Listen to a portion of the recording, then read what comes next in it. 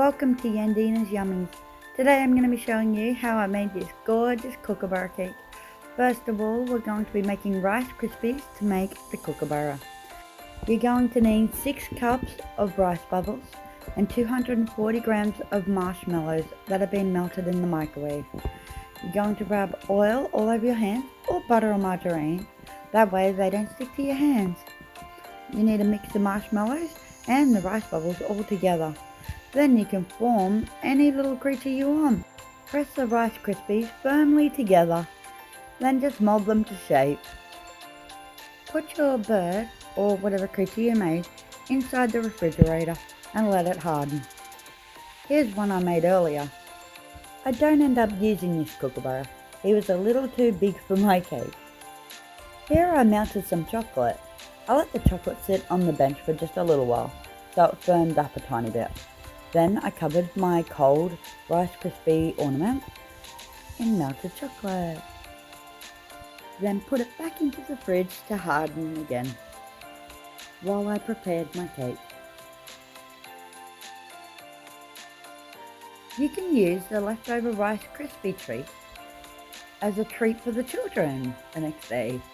So I just greased a pan with some margarine and then pressed the Rice Krispie treats into it and put it in the fridge. Then you can cut it up into square blocks and send it along to school if you'd like.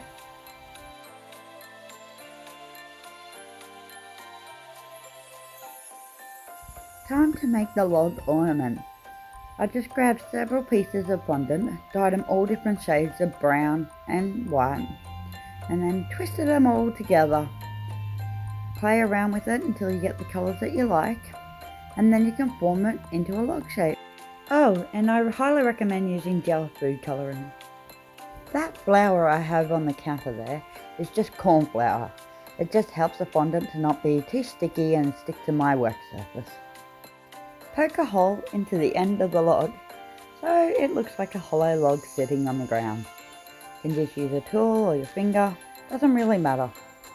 And there you have it. Now I'm going to make one more little extra piece to stick on the side to make it look like a whole branch that the kookaburra can sit on. Your fondant will need to rest for at least 24 hours to go firm. Otherwise put it in the oven on a keep warm setting and that'll work for just a couple of hours. Here I'm going to prepare the marshmallow fondant that I made earlier. I made this marshmallow fondant with only 3 ingredients and I'll stick a link in the description of how to make it. Now you need to knead your fondant until it's nice and flexible, and then cover your work surface and your rolling pin in some corn flour so it doesn't stick. Then roll your fondant out into about 5mm of thickness. Your fondant is rather stretchy, so it will spread quite a fair way. Don't forget to keep lifting it and moving it so it doesn't stick to your surface. Once your fondant is ready, put it over your rolling pin in half, then you can lift your rolling pin up and drape it over the top of your cake. Here is the cake I made earlier. I'll put a link in the description of how I made this delicious chocolate cake with chocolate icing.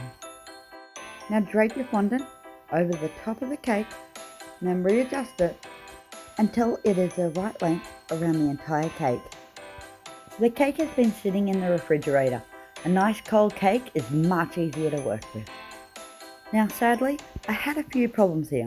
You're meant to press down the sides and keep working your way around until the cake is nice and smooth. But as you can see, I tore the fondant. This was rather disappointing. I was almost ready to rip it all off and start again.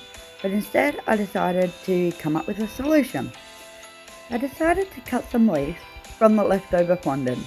Then I put it in a leaf moulding press to put in the texture into the leaves so you can see all the veins. Pressed it firmly and then I stuck them to the cake with a little bit of water, as water acts like a glue for fondant. I did this all the way around the bottom of the cake and up the sides a little bit where all the splits were, and then you couldn't even tell that I had made a mistake. Where there's a will, there's a way.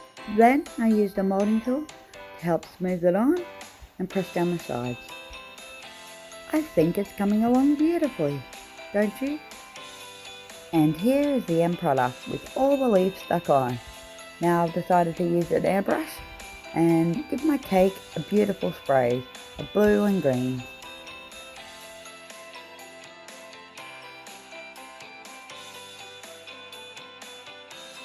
I still see a few spots on the bottom where I can see the cake, so again I'm just sticking a few more small leaves along all those gaps and then I spray it again. Now to add the final touches.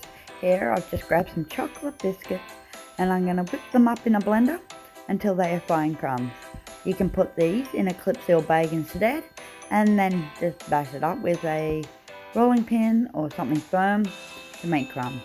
I sprinkled that all over the top to make it look like dirt.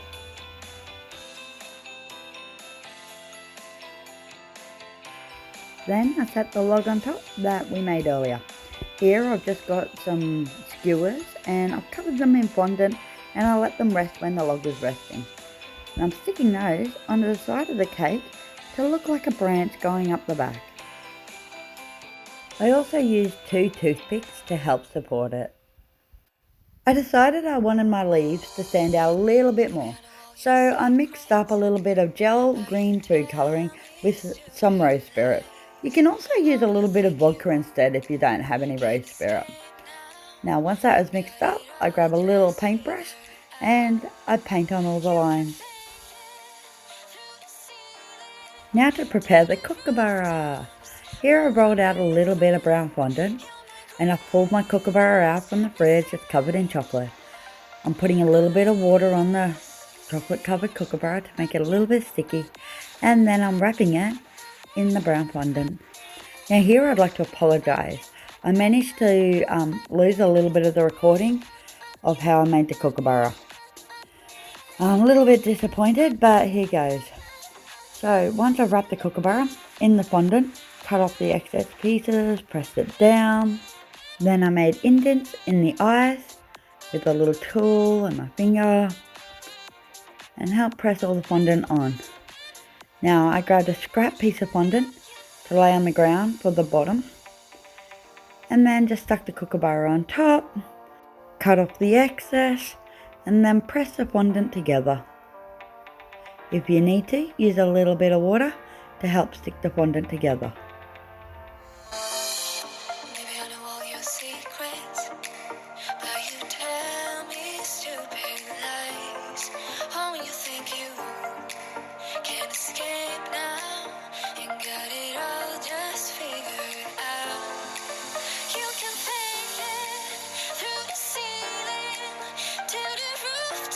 Now to make the beak.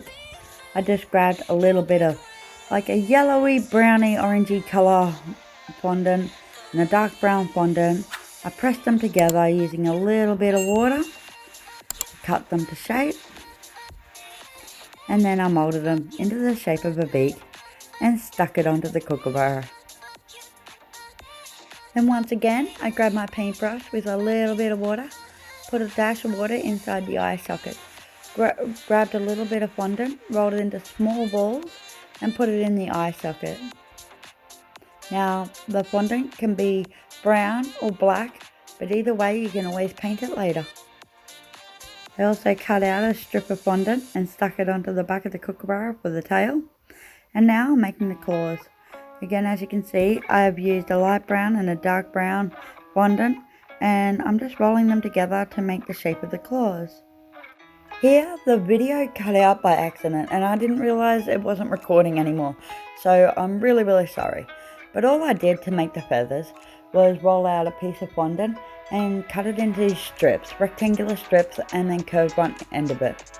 Then I stuck them all over the kookaburra to make the feathers. I stuck each piece on with a little bit of water and there you have it. That's how a kookaburra is made. Now I didn't have any white fondant left, so I did use a light brown fondant for the front and dark brown feathers for the rest of the kookaburra. But I think he turned out beautifully. Isn't he just gorgeous? Now I collect kookaburras, so this is my birthday cake I made just for myself. And my family, of course.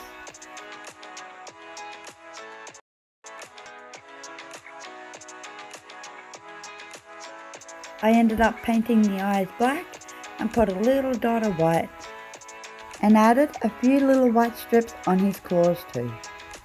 So what do you think of my birthday cake? Thanks for watching Yandinnas Yummies, and please don't forget to like and subscribe. And hit that notification button so you never miss another one of my videos again. Goodbye.